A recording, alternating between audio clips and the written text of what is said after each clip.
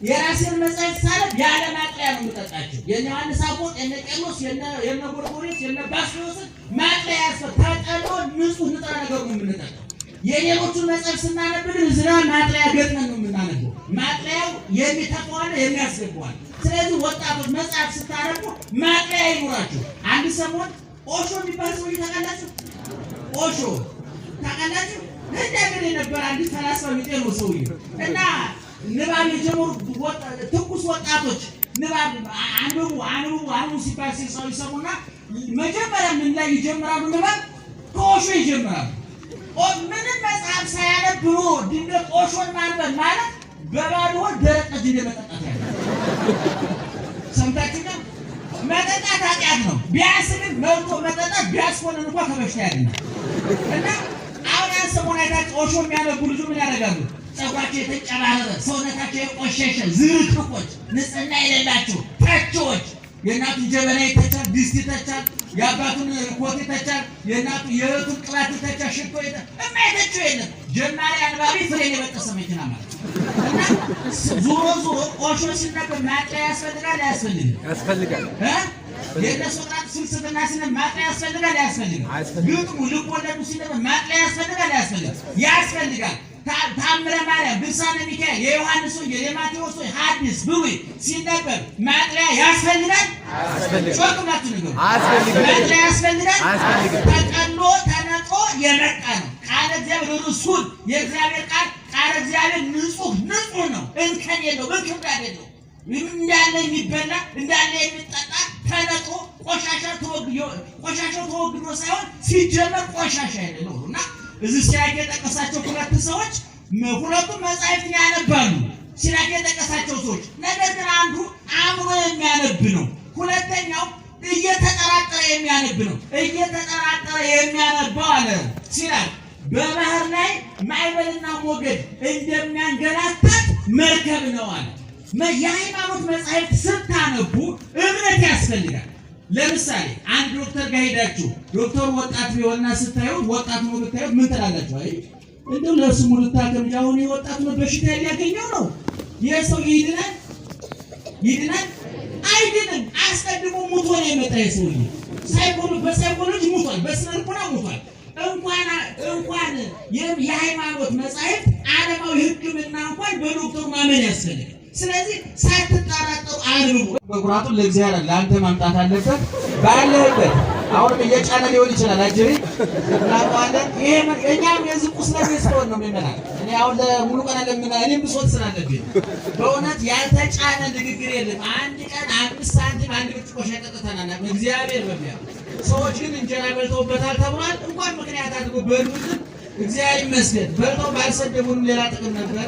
ይብሉልን። ድህነታችን ነው እንድናባላን ወዳችን ቢሞላ እንዳንባላም ነበረ። እንግዲህ ሙሉ ቀን ተመርቋል።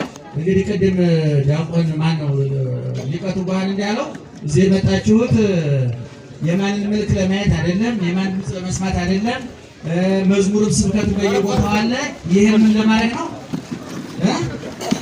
ለመግዛት አይባልም፣ ለመውሰድ ለመግዛት ጣሪያና ሽንኩርት ለመውሰድ ነው የሚባለው። ይሄ ለመውሰድ ነው። እናንተ መስጠቱ ትንሽ እየብር ነው። ይሄ ትልቅ እንትን ነውና ተወስዳላችሁ ተስፋ እናደርጋለን። ቅድም የጀመርኩትን ሐሳብ በሁለት ደቂቃ ለመጠቅለል ያህል በቤተ ክርስቲያን ውስጥ ያሉትን መጻሕፍት በሶስት መንገድ ብትረዷቸው ደስ ይለናል።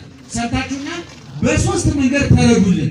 አንደኛው ብሉይ ኪዳን፣ ሐዲስ ኪዳን የምንለው መጽሐፍ ቅዱስ የምንለው ክፍል ማለት ነው። ይሄ በኦሪት ዘፍጥረት ተጀምሮ በዮሐንስ ላይ የሚጠናቀቅ በብሉይ ኪዳን የእግዚአብሔርን ኃያልነት ጌትነት፣ በሐዲስ ኪዳን የእግዚአብሔርን ፍቅሩን ቸርነቱን ያየንበት ወደ ዝርዝር ጉዳይ ብንገባ የሚፈተፈት የሚተነተን የሚብራራ በጣም ብዙ የተትረፈረፈ ምስጢር ያለው ነው።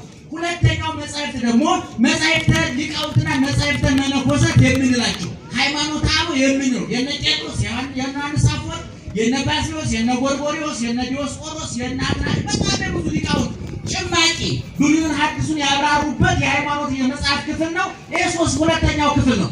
ሶስተኛው ክፍል ገድል፣ ድርሳን፣ ተአምር፣ ስንክሳር የምንላቸው ደግሞ መጻሕፍት አሉ።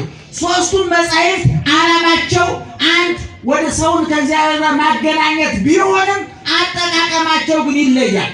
ገድለ ተክለ ሃይማኖት፣ ተአምረ ማርያም፣ ድርሳነ ሚካኤል፣ ድርሳነ ዮሐንስ አፈወርቅ ሌሎችም የምንላቸው መጻሕፍት ዓላማቸው ምንድነው ሲባል የሥላሴን አንድነት ሶስትነት ማሳየት ምስጢረ ሥጋዌን ማስተማር አይደለም። የሃይማኖት ጥቅሶቻችን አይደሉም፣ የተግባር ጥቅሶቻችን ናቸው። ምዕመናን መጽሐፍ ቅዱስ በአዲስ ኪዳን ኢየሱስ ክርስቶስ በስሜ ያመነ ለዘላለም ጸንቶ ወዘስ አዝለፈ ትዕግሥቶ በትዕግሥት የጸና ለዘላለም ይድናል የሚል ጸንቶ ስለ ስሜ መከራ ትቀበላለህ ተብሎ ተጽፏል። ይሄ ጥቅል ንባቡ ነው። ትርጉሙ የት ነው ያለው ሲባል ገድለ ጊዮርጊስ ውስጥ ነው። እንደውም በቀላል ቋንቋ ንገረን ካላችሁ እናንተ በሚቀርባችሁ በምግብ ንገረን ካላችሁኝ መጽሐፍ ቅዱስ ድፍን ብርቱካን ነው። መጻሕፍተ ሊቃውንት የተቆረጡ ብርቱካኖች ናቸው። ተአምረ ማርያም፣ ድርሳነ ገድለ ሀገር ደግሞ እንደ ጁስ እንደመጠጣት ማለት ነው። በተግባር ላይ የዋለ ማለት የተተነተነ የተብራራ የተመሰጠረ ማለት ነው።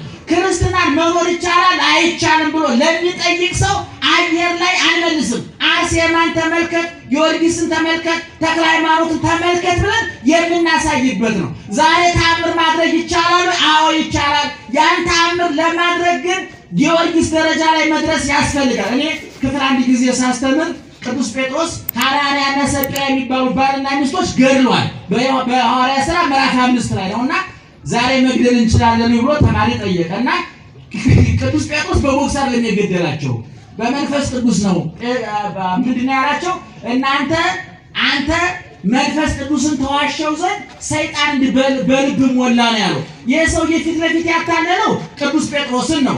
ነገር ግን በቅዱስ ጴጥሮስ በኩል ማንን ያታለለው? መንፈስ ቅዱስን ነው። ስለዚህ ቅዱስ ጴጥሮስ በመመሪያ ነው የገደላቸው። እዛው ባልዮ መጀመሪያ ሞተ፣ ቀጥላ ሚስቱ ሞተች። መጽሐፍ ቅዱስ ውስጥ ነው። ሌላ ቦታ ደግሞ ቅዱስ ጴጥሮስ ደግሞ እዛው መጽሐፍ ላይ ሙት አስነስቷል። ሲያስፈልግ ይገላሉ፣ ሲያስፈልግ ይፈውሳሉ።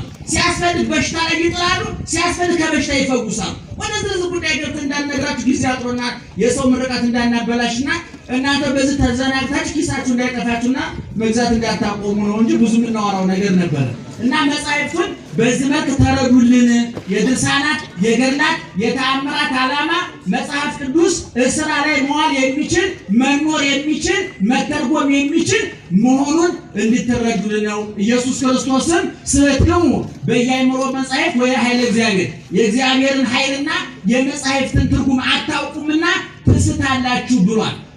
በትንቢተ ሚክያስ ምዕራፍ 3 ቁጥር 16 ደግሞ ስሙን ለሚያስቡ እግዚአብሔር ለሚፈሩ በፊቱ የመታሰቢያ መጽሐፍ ተጻፈላቸው ተብሎ ተጽፏል። የመታሰቢያ መጽሐፍ ማለት ገድለ ጊዮርጊስ፣ ድርሳነ ሚካኤል፣ ተአምረ ማርያም፣ ገድለ ተክለ ሃይማኖት ማለት ነው። ለደከሙት መጽሐፍ አይደለም፣ ገና መንግሥተ ሰማያት በር ላይ ስማቸው ይጻፍላቸዋል። በዮሐንስ ራዕይ ምዕራፍ 21 ላይ በ12 የመንግሥተ ሰማያት በሮች ጽሑፍ አስማተ ሐዋርያተ በጉ ይላል። የበጉ ሐዋርያ የ12ቱ ሐዋርያት ስም ተጽፏል። መንግሥተ ሰማያት ስንገባኛ እነማን ናቸው አንልም። በምድር ስንምናውቃቸው የጴጥሮስ በር ሲባል ጴጥሮስ የምናውቀው መልኩን የደገምንለት ዝክር ያወጣንለት መልእክቱን ያነበብንለት አማልደን ያልነው ነው እንዴ?